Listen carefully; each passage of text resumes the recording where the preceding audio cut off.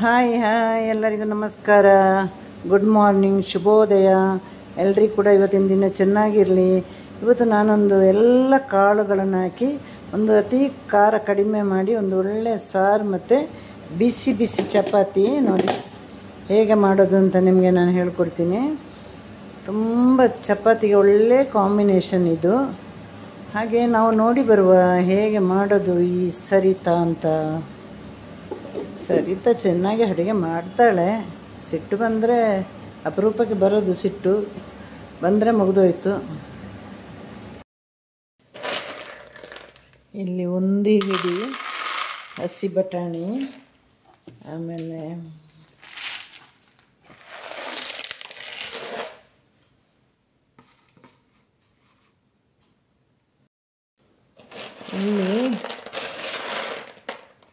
ಇಲ್ಲಿ ಒಂದು ಹಿಡಿಯಷ್ಟು ಹಸಿ ಬಟಾಣಿ, ಆಮೇಲೆ ಒಂದು ಹಿಡಿಯಷ್ಟು ಕಡಲೆಕಾಳು, ಒಂದು ಹಿಡಿಯಷ್ಟು ಹೆಸರುಕಾಳು. ಇಷ್ಟನ್ನು ಓವರ್ನೈಟ್ ನೀರು ಹಾಕಿ ಈ ಥರ ನೀರು ಹಾಕಿ ಮುಚ್ಚಿಡಬೇಕು. ಈಗ ಒಂದು ಹಿಡಿ ಕಾಬೂಲ್ ಕಡಲೆಯನ್ನು ನಾನು ಬಿಸಿನೀರಲ್ಲಿ ಹಾಕಿಟ್ಟಿದ್ದೇನೆ ನೋಡಿ. ಇವಾಗ ಕಡಲೆ ಚೆನ್ನಾಗಿ ನೆಂದಿದೆ, ಕಾಬೂಲ್ ಕಡಲೆ. ಇಲ್ಲಿ ಬಟಾಣಿ, ಕಪ್ಪು ಕಡಲೆ, ಹೆಸರು ಕಾಳಿದೆ, ಇದರ ಜೊತೆ ಹಾಕಿ ಇದನ್ನು ಇವಾಗ ಚೆನ್ನಾಗಿ ತೊಳೆದಿಡಬೇಕು. ಇವಿಷ್ಟು ನೆನೆ ಹಾಕಿರೋ ಕಾಳುಗಳು, ನಿನ್ನೆ ರಾತ್ರಿಯೇ ನೆನೆ ಹಾಕಿರೋದು. ಇನ್ನು ಬಾಕಿ ಕಾಳುಗಳನ್ನು ನಾವು ಒಂದು ಬಾಣಲಿಯಲ್ಲಿ ಹುರ್ಕೊಂಡು ಬರಬೇಕು. ಇಲ್ಲಿ ಎಲ್ಲ ಕಾಳುಗಳನ್ನು ಕೂಡ ನಾನು ಸಮಾನವಾಗಿ ಹಾಕಿದ್ದೇನೆ, ಒಂದೊಂದು ಹಿಡಿ. ಇವಾಗ ಕಪ್ಪು ತೊಗರಿ ಕಾಳು ನೋಡಿ, ಇದನ್ನು ಹುರಿಬೇಕು.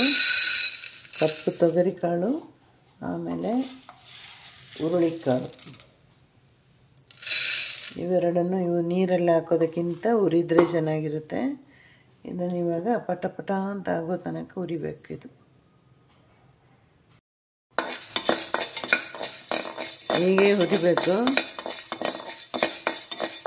ಒಂದು ಸೌಂಡ್ ಬರುತ್ತೆ ನೋಡಿ, ಪಟ ಪಟ ಅಂತ, ಅಲ್ಲಿ ತನಕ ಹುರಿಬೇಕಿದು.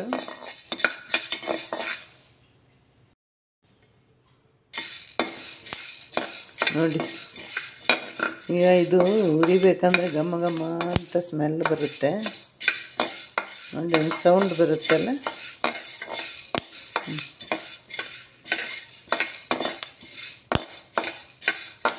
ಸ್ಮೆಲ್ ಬಂದು ಸಾಕಾಗುತ್ತೆ.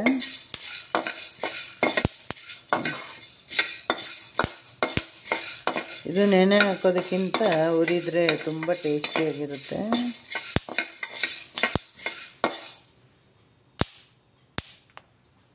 ಪಟ ತಟ ಪಟ ತಟ ಪಟ ತಟ ಅಂತಾಗುತ್ತೆ ನೋಡಿ.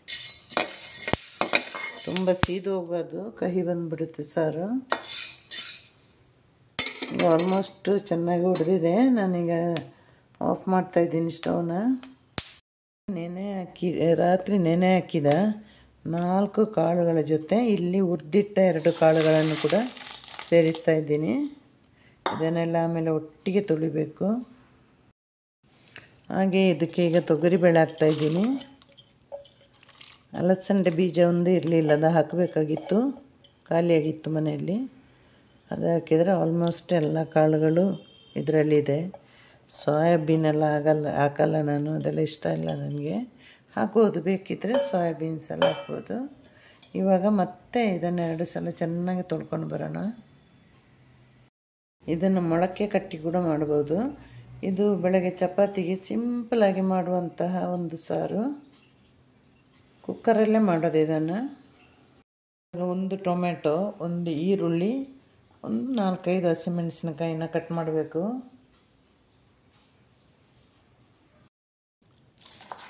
ಟೊಮೆಟೊನ ಕಂಡು ಹಿಡಿದವರು ಯಾರು, ಈರುಳ್ಳಿನ ಕಂಡು ಹಿಡಿದವರು ಯಾರು?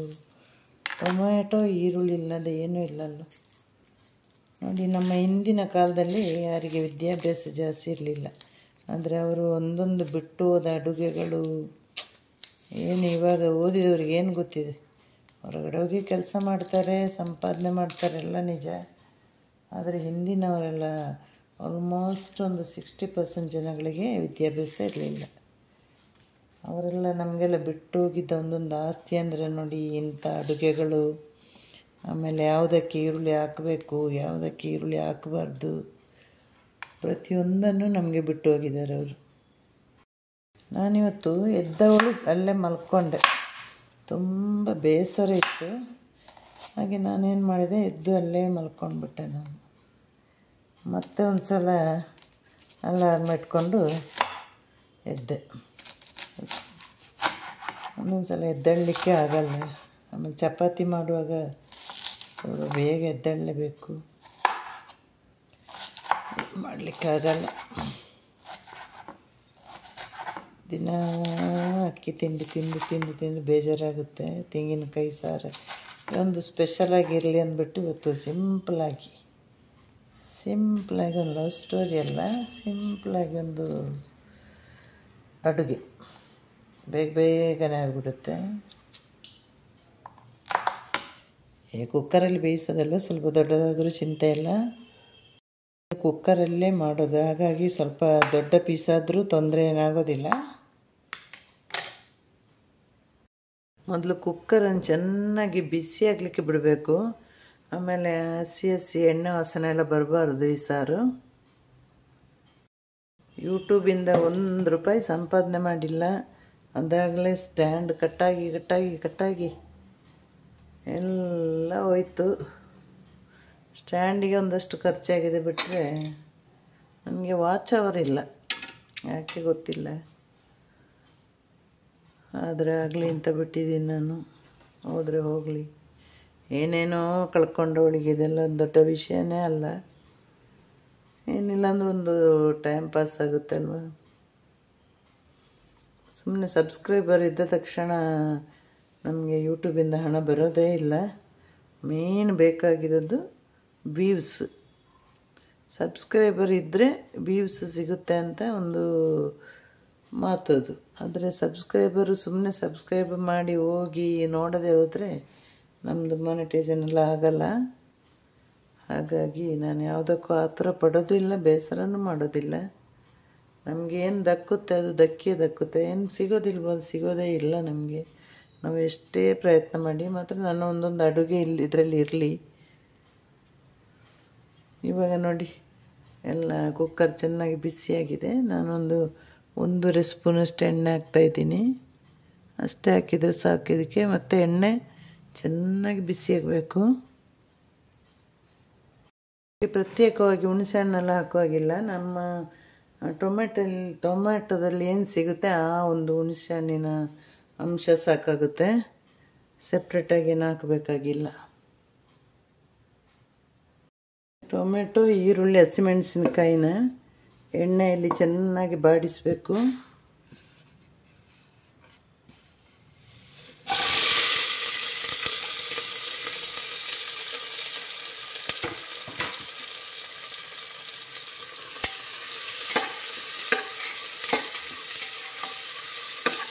ಅದು ಚೆನ್ನಾಗಿ ಮೆಲ್ಟ್ ಆಗಬೇಕಿದು. ಈಗ ಎಲ್ಲ ಕಾಳುಗಳನ್ನು ಹಾಕ್ಬೋದು. ಬೇಕಂದರೆ ಉಪ್ಪು ಹಾಕಿ, ಉಪ್ಪು ಹಾಕೋದಿರೋದು ಒಳ್ಳೆಯದು. ಚೆನ್ನಾಗಿ ಬೇಯಲಿ, ಆಮೇಲೆ ಉಪ್ಪು ಹಾಕೋಣ. ಬೇಯಲಿಕ್ಕೆ ನೀರು ಹಾಕೋಣ. ಚೆನ್ನಾಗಿ ಬೇಯಿಸಬೇಕು, ತುಂಬ ಚೆನ್ನಾಗಿ ಬೇಯಿಸಬೇಕು. ಅಂದರೆ ಮಾತ್ರ ಸಾರು ರುಚಿಯಾಗಿರೋದು. ಮತ್ತು ಉಪ್ಪು ಹಾಕೋಣ ಬೇಕಂದರೆ.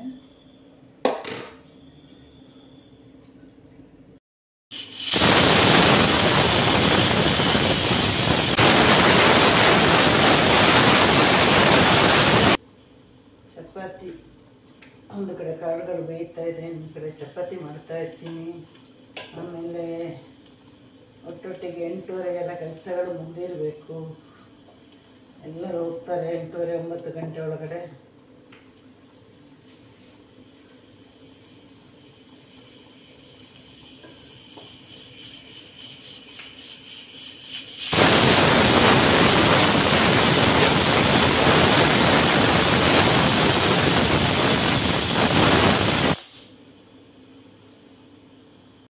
ನೋಡಿ ಚಪಾತಿ ಕೂಡ ರೆಡಿ ಮಾಡ್ತಾ ಇದ್ದೀನಿ. ಆ ಕಡೆ ಕಾಳುಗಳು ಬೇಯ್ತಾ ಇರಲಿ, ಈ ಕಡೆ ಚಪಾತಿ ಮಾಡ್ತಾ ಇರೋಣ. ಒಟ್ಟೊಟ್ಟೊಟ್ಟೊಟ್ಟಿಗೆ ಆಗುತ್ತೆ. ಬಹಳ ಇಷ್ಟ, ಆದರೆ ಮಾಡಲಿಕ್ಕೆ ಬಹಳ ಉದಾಸೀನ. ನನಗೆ ಏನೂ ಗೊತ್ತಿಲ್ಲ. ಅದು ಅಕ್ಕಿ ತಿಂಡಿ ಎಲ್ಲ ಬೇಗ ಬೇಗ ಮಾಡ್ತೀನಿ.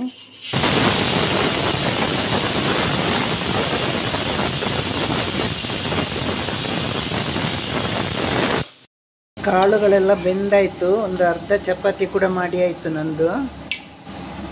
ಹಾಗಾಗಿ ಒಟ್ಟೊಟ್ಟಿಗೆ ಆಗುತ್ತೆ. ಯಾರಿಗೆಲ್ಲ ಫಸ್ಟ್ ಹೋಗಬೇಕೋ ಅವರಿಗೆ ಫಸ್ಟ್ ಕೊಡೋದು.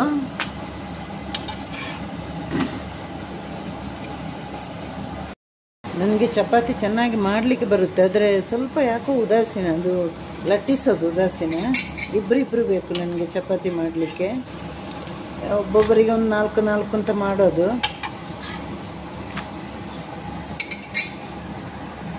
ನನಗೆ ಡ್ರೈ ಚಪಾತಿ ಇಷ್ಟ, ಹಾಗಾಗಿ ನಾನು ಡ್ರೈ ಚಪಾತಿ ತಿನ್ನೋದು.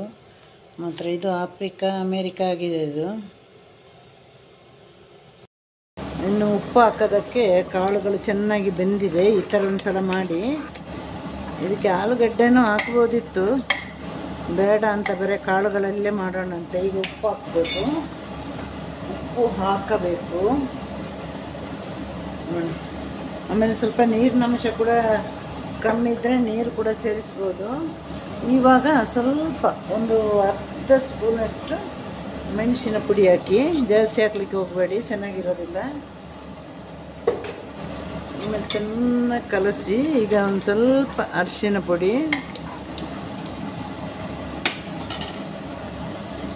ಈಗ ಒಂದು 2 ಚಿಟಿಕೆ ಅರಿಶಿನ ಪುಡಿ ಹಾಕಬೇಕು. ಅರಿಶಿನ ಇಲ್ಲ ಅಂದರೆ ಅಡುಗೆ ಇಲ್ಲ ಅಲ್ವಾ. ಹಾಗೆ ನೀರು ಕೂಡ ಹಾಕ್ಕೊಳ್ಬೋದು ಬೇಕಂದರೆ. ಅಂದರೆ ತುಂಬ ಗಟ್ಟಿ ಇತ್ತು ಇದು, ಹಾಗಾಗಿ ಇಷ್ಟು ತೆಳು ಸಾಕು ನೋಡಿ. ಇಷ್ಟು ತೆಳು ಸಾಕಾಗುತ್ತೆ. ಆಮೇಲೆ ಕೊನೆಯಲ್ಲಿ ಇದು ಚೆನ್ನಾಗಿ ಕುದಿದ ಮೇಲೆ ಬೆಳ್ಳುಳ್ಳಿ, ಸಾಸಿವೆ, ಒಗ್ಗರಣೆ ಸೊಪ್ಪು, ಒಣಮೆಣಸು ಇಷ್ಟೆಲ್ಲ ಒಂದು ಒಗ್ಗರಣೆ ಕೊಡಬೇಕು. ಸಾರು ಕುದಿಯುವಾಗ ಆ ಕಡೆ ಒಗ್ಗರಣೆಗೆ ರೆಡಿ ಮಾಡಬೇಕು. ಇದು ಮೊದಲೇ ಚೆನ್ನಾಗಿ ಕುದಿದ ಸಾರಲ್ವ, ಸ್ವಲ್ಪ ಕುದಿದ್ರೆ ಸಾಕಾಗುತ್ತೆ. ಆ ಕಡೆ ಒಗ್ಗರಣೆಗೆ ರೆಡಿ ಮಾಡಬೇಕೀಗ. ಮೊದಲು ಬೆಳ್ಳುಳ್ಳಿ ಹಾಕೋಣ. ನಾನು ಒಗ್ಗರಣೆಗೆ ಬೆಳ್ಳುಳ್ಳಿ ಸಿಪ್ಪೆ ತೆಗಿಯಲ್ಲ, ಸಿಪ್ಪೆನೇ ಬಹಳ ಟೇಸ್ಟ್ ಇರುತ್ತೆ.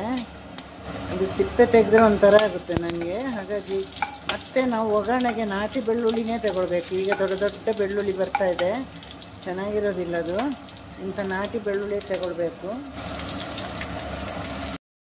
ಸಾಸಿವೆ ಮತ್ತು ಒಣಮೆಣಸು ಹಾಕೋಣ.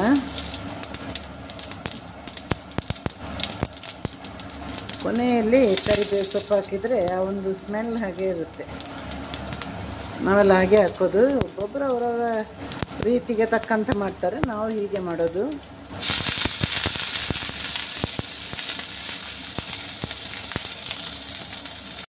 ಈ ಕಡೆ ನೋಡಿ ನಮ್ಮ ಕಾಳುಗಳ ಸಾರು ಚೆನ್ನಾಗಿ ಕುದೀತಾ ಇದೆ. ಒಗ್ಗರಣೆ ಹಾಕಿದಾಗ ಅದಕ್ಕೊಂದು ಬೇರೆ ಸ್ಮೆಲ್ ಅಲ್ವ.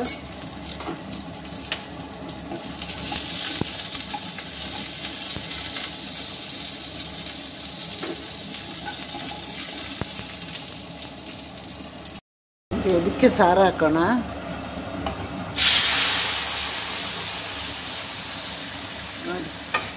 ಮತ್ತು ಈ ಸಾರನ್ನ ಮತ್ತೆ ಕುಕ್ಕರಿಗೆ ಹಾಕೋಣ. ಆಗ ಒಗ್ಗರಣೆ ಫುಲ್ ಹರಡಿರುತ್ತೆ. ಈಗ ನಮ್ಮ ಬಿಸಿ ಬಿಸಿ ಕಾಳುಗಳ ಸಾರು, ಆಮೇಲೆ ಬಿಸಿ ಬಿಸಿ ಚಪಾತಿ ರೆಡಿಯಾಗಿದೆ.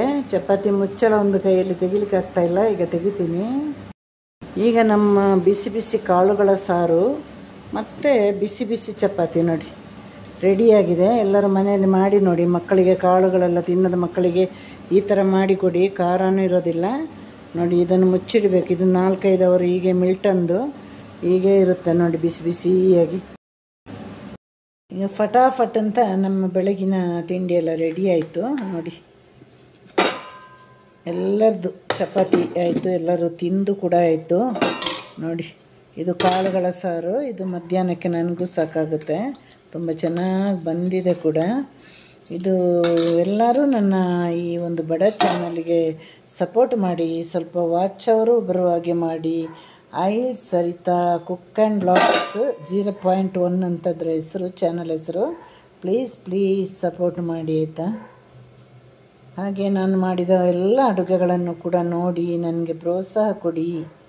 Tata bye, see you, take care, have a nice day.